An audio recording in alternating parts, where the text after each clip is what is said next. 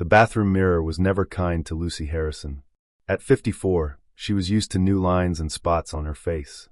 But this morning one thing stood out, a small, angry red bump sitting just above her temple, tight and shiny like it was filled with pressure. "A pimple at my age, great," she muttered. She wrapped a tissue around her fingers and leaned closer. A quick squeeze. Then another, harder. Instead of the usual white-yellow pus, a thin black, oily liquid slid out in a slow, shiny line. It burned as it touched her skin and crept toward her eyebrow. Lucy's eyes widened. She sniffed instinctively and gagged. It smelled like burnt plastic and metal, nothing like a normal infection. "Mom, you okay?" Megan called from the hallway. Lucy's voice shook. "Megan, come here. Something's wrong with my face." The emergency room smelled like antiseptic and fear. Lucy sat on the narrow bed, one hand clutching the edge of the mattress, the other holding a wad of gauze to her temple. The white pad was already streaked with that same strange black sheen. A nurse wrapped a blood pressure cuff around her arm, trying not to stare. "Any pain elsewhere? Chest? Breathing?" she asked. "Just burning here," Lucy said, pointing. "And my head feels tight, like something's crawling under the skin." Dr. James Wilcox pulled the curtain aside, mid-40s, kind eyes but tired. "Ms. Harrison? I'm Dr. Wilcox. Let's take a look." He gently peeled the gauze back. The smell hit him first, sharp, synthetic, wrong. The wound wasn't like a normal popped pimple. The edges were slightly darkened, the skin tinted purple-gray. He frowned, masking it quickly. "I'm going to order some blood work and a CT scan," he said. "Just to be safe." Outside, Lucy heard the nurse whisper, "Have you ever seen anything like that?" "No," another voice answered. "Not even close." Hours later, Lucy lay in a quieter observation room, and Ford dripped ticking slowly by her side.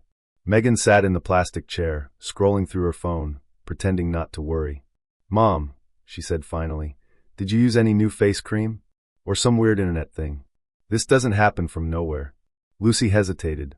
She thought about the bright little studio wedged between the nail salon and the discount shoe store. The smiling woman on the flyer looked 10 years younger in one afternoon. Safe. Non-surgical. Affordable. "It's probably just an infection," Lucy murmured. "Mom." Megan's tone sharpened. She knew that voice from childhood, when her mother tried to hide overdue bills or skipped dinner to save room for dessert. Lucy sighed. "There was a place," she admitted. "A few weeks ago. Forever Young Studio. They did some little injections. Said it was just vitamins and collagen." Megan stared at her. "You let strangers inject stuff into your face in a strip mall and didn't tell me?" Lucy turned her head away, cheeks flushing. "I was tired of looking old," she whispered. "I just wanted to feel pretty again." Forever Young Studio looked harmless from the parking lot. Soft pink sign, frosted windows, a poster of a smiling woman with perfectly smooth skin. If you didn't know better, you'd think it was just another salon. Dr. Wilcox didn't like it the moment they walked in. The waiting room smelled like cheap perfume and bleach. A fake fern sagged in the corner. Behind the desk, a receptionist with overfilled lips tapped on her phone, barely glancing up. "Appointment?" she asked. "I'm Dr. Wilcox from County Hospital," he said, showing his badge. "This is Lucy Harrison. She had injections here. She's having a severe reaction. I need to know exactly what you used." The woman's smile thinned. "We use only safe, approved products," she said. "Normal swelling happens. Your patient is overreacting." A door opened and Dr. Carell Voss stepped out. Expensive watch, flawless tan. A white coat that somehow looked like a costume. Megan's eyes slid to the framed license on the wall. Misspelled words. Wrong state seal. She lifted her phone to snap a picture. A staff member moved fast, blocking her view. "We don't allow filming in here," he said coldly. "For privacy reasons." Back at the hospital, the tests came back stranger than before. Dr. Wilcox stood at the computer, arms folded, scrolling through the toxicology report. Normal bacteria levels. Normal white blood cells. But then, microparticulate foreign bodies detected. He clicked open the detailed notes. Tiny synthetic fragments. Polymer-like. Not matching any FDA-approved filler in their database. He picked up his phone and called Dr. Priya Desai, a dermatologist and researcher he trusted. "Priya, I've got a patient leaking black goo from a popped pimple. Tox screen shows unknown synthetic gel and microplastics in her bloodstream." There was a pause. "Is she one of those backroom miracle injection clients?" Priya asked. We've been hearing rumors. Unlabeled vials from overseas, sold under the table. No tracking, no batch numbers. In Lucy's room, Megan watched her mother rub her temple. Dr. Wilcox walked in, holding a printout. Lucy, he said gently, what they put in you, it isn't standard filler. It looks like some kind of experimental nanogel. Your body is trying to push it out wherever it can, including through your skin. Lucy blinked, stunned. You mean this is fake medicine? Worse, Wilcox thought, but didn't say. It's medicine that was never meant to be in you at all. It didn't take long for things to get worse. By the next morning, the right side of Lucy's face looked like it belonged to someone else. Her eyelid was puffy, her cheek stretched tight and shiny, the skin flushed in strange purple patches. Mom, can you see me? Megan asked, waving a hand. Lucy squinted with her right eye and winced. It's blurry, like someone smeared grease on my vision. A sudden stab of pain made her grab her head. Dr. Wilcox rushed in with a folder of scans. We just reviewed your CT and MRI, he said, voice more urgent now. The material they injected didn't stay in one spot. It's drifting, forming little pockets close to important blood vessels near your eye and brain. Megan's hand flew to her mouth. What does that mean? She whispered. It means your mom is at risk of a stroke, permanent vision loss, or worse if we don't act, he said. We need to go in surgically, remove as much of this gel as we safely can. He looked straight at Lucy. It's risky. There are no guarantees. But doing nothing is far more dangerous. Lucy swallowed, throat dry. So I let strangers put poison in my face, she said softly, and now you have to cut it out to keep me alive. The operating room lights washed everything in unforgiving white. Lucy lay draped in blue, only the right side of her face exposed. A small line had been drawn near her temple where the pimple had first appeared. Scalpel, the lead surgeon, Dr. Morales, said calmly. Megan wasn't allowed inside, but she watched through the small observation window until a nurse gently pulled the curtain. All she could do now was stare at the clock and count breaths. Inside, Dr. Morales made a careful incision along the marked line. A thin trickle of dark fluid seeped out immediately, thicker than blood, glistening strangely under the light. That's it, he murmured. There's the pocket. He gently widened the opening. Everyone in the room fell quiet. Nestled beneath Lucy's skin wasn't normal pus or infection. It was a clump of black, jelly-like material, shot through with tiny shimmering specks like ground-up glitter suspended in oil. It clung to the instruments in sticky strings, refusing to behave like anything they'd seen before. A nurse swallowed hard. What on earth is that? Get a specimen jar, Dr. Morales said, voice low. Label it and send it directly to pathology. And no one throws anything away from this case. Not a single drop. He looked at the unsettling mass in his forceps and exhaled. This didn't come from nature, he said quietly. Someone put this into her on purpose. 2 days after the surgery, Megan walked back into Forever Young studio alone. No doctor this time. Just her, a folder of hospital papers under her arm, and a quiet fury buzzing in her veins. The same receptionist looked up, chewing gum lazily. We're actually fully booked today. I'm not here for an appointment, Megan cut in. I'm here because my mother is in the hospital. Because of you. The door to the back opened and Sabrina Lopez emerged. Perfect hair, flawless makeup, tight dress, phone in hand. She glanced at Megan like she was an inconvenience. Is there a problem? Sabrina asked, voice sugar-sweet. Megan slapped a CT scan onto the counter. You injected her with something that almost killed her. The doctors pulled black gel out of her face. We know it's not approved filler. I have her records. I have pictures.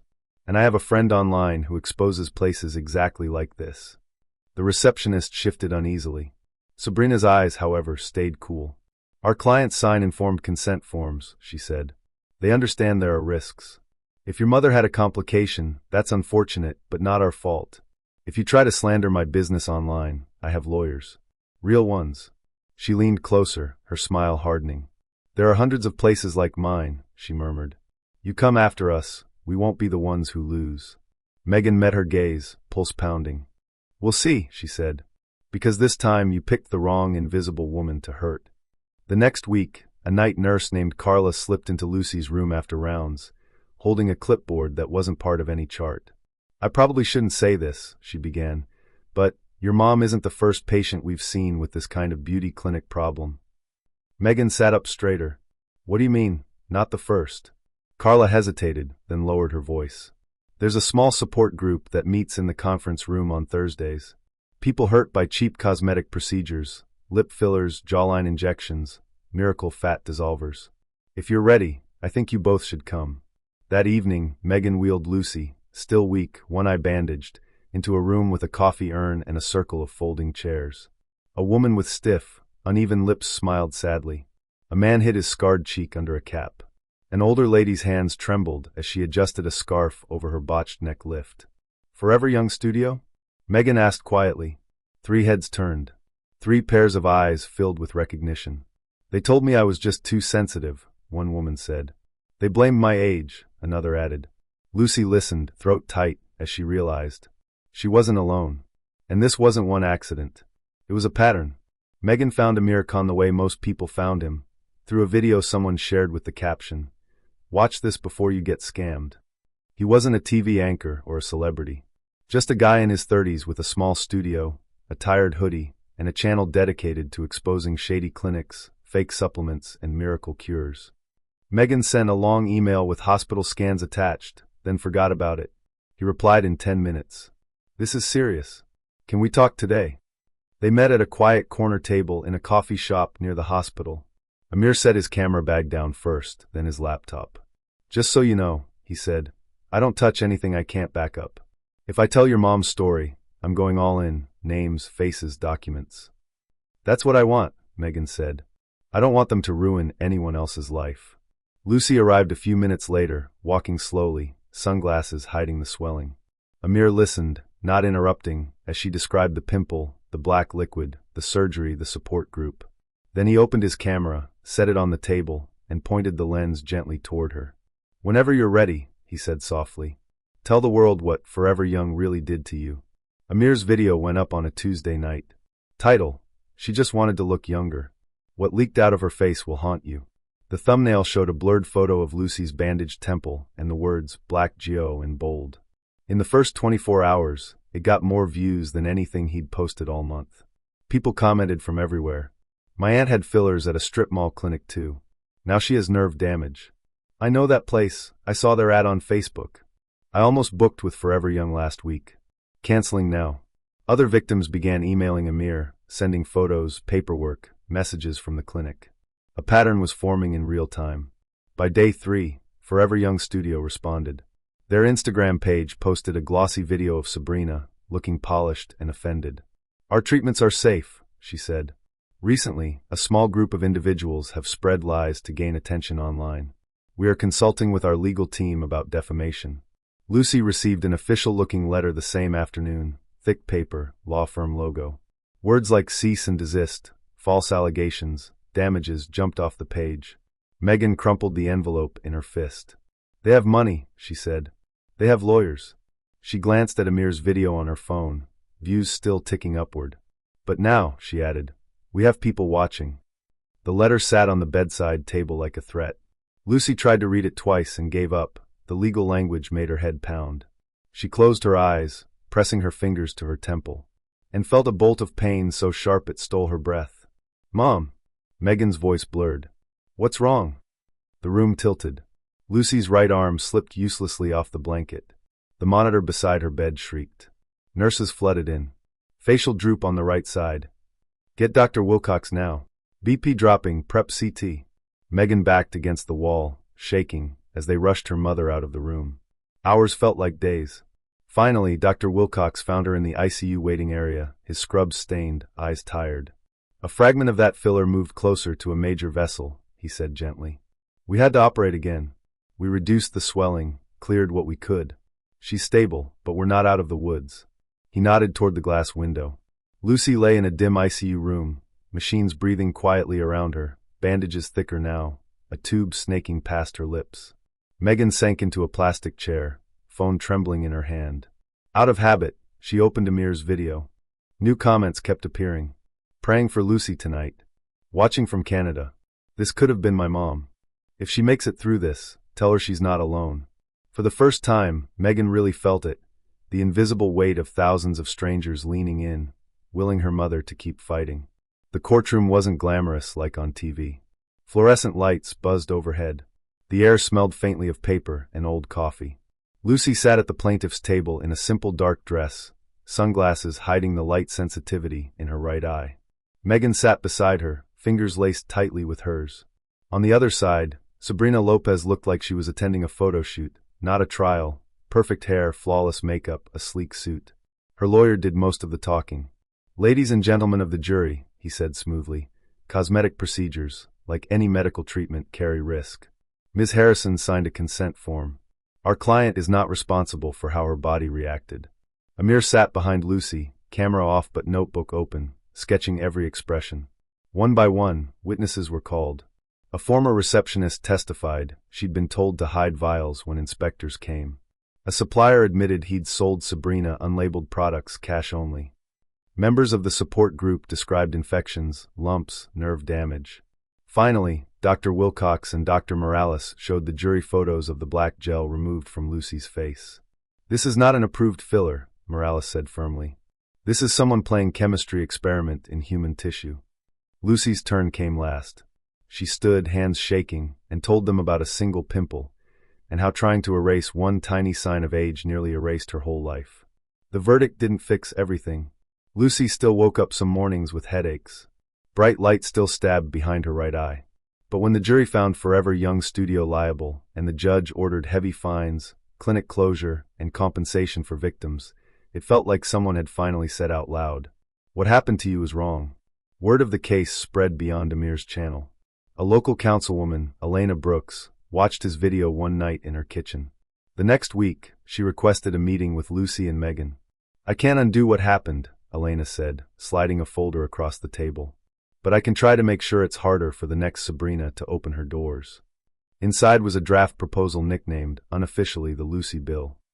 It called for stricter background checks on cosmetic studio owners, mandatory verification of medical licenses, a random product audits to trace every vial to a legal manufacturer, clear, simple language consent forms for patients over 50.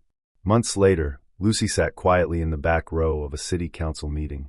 Amir filmed from the aisle as citizens spoke in favor of the bill, nurses, victims, even a few honest clinic owners. When the motion passed, people turned to look at her. She didn't stand or wave. She simply squeezed Megan's hand and let herself breathe a little easier. Months passed, and life didn't go back to normal. It went somewhere new. Lucy moved slower now, more careful on the stairs. Some days her words came out a little jumbled when she was tired. The scar near her temple had faded from angry red to a thin, pale line, just enough to catch the light when she turned her head. On Wednesday afternoons, she started volunteering at the community center. They called it a beauty and safety chat, but really it was a circle of folding chairs, a pot of tea, and women of all ages bringing their fears and questions. "Is this cream safe? My niece wants lip fillers, where should she not go? Am I just being vain if I care about my wrinkles?" Lucy never preached. She held up an old Forever Young Studio flyer once, then folded it carefully. "I'm not here to tell you not to care how you look," she said.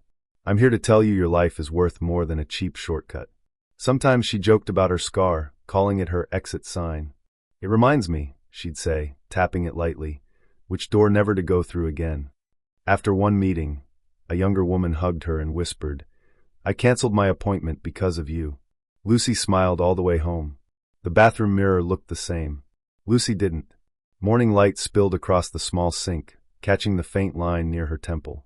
Months ago, that spot had been a doorway to a nightmare. Now it was just part of her. She leaned in, studying a new freckle near her cheekbone, a soft crease by her mouth when she frowned. Once she would have panicked, reached for a flyer, a promise, a needle. This time, she exhaled and did something simple. Nothing. No pinching. No poking. No wishing her face belonged to someone 20 years younger. Megan appeared in the doorway, car keys in hand. "You ready? Amir's waiting. He wants to film your life after update." Lucy smiled at her reflection, tired eyes, soft jawline, stubborn little scar. "Almost," she said. She put on her earrings, brushed a stray hair back, and gave the mirror a small nod. "For 54 years, she murmured. "This face got me through everything. I think I'll keep it." Then she turned off the light and walked out, leaving the mirror, and the old lie that she wasn't enough, behind.